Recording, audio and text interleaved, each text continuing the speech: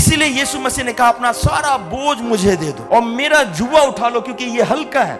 क्यों? क्योंकि जब आप यीशु मसीह का जुआ उठाते हैं फिर आपके पास में किसी दूसरे चीज को उठाने का मौका ही नहीं मिलता है। क्यों? आपके हाथ में पहले से ही कुछ है उठाने को, आपके जीवन में उद्देश्य है। बोलते ना मेरा क्रूस उठा के चलो। हमने क्या बोल दिया? क्रूस उठाने का मतलब गरीबी में जियो, बीमारी में जियो, दुख और तकलीफ में जियो, परसिक्यूशन में जियो। नहीं, दुख उठाने का मतलब वो नहीं है। मेरा क्रूस उठा के चलो मतलब मेरा उद्देश्य उठा के चलो। कोई जरूरी नहीं है कि हर एक लोग मरने के लिए यीशु मसीह में बुलाया गया, नहीं। अगर आपके कंधे पे क्रूस है, आप फिर अपने परिवार के तकलीफ का बोझ अपने कंधों पे नहीं उठाएंगे क्योंकि आपके कंधे पहले से भरे हुए हैं। आप एक बैल को देखो जो आपका खेत जोतता है, क्या आपका वही बैल बाजार से जाकर आपके लिए बोझ उठा के लाता है? नहीं, क्योंकि वो व्यस्त है उस खेत में।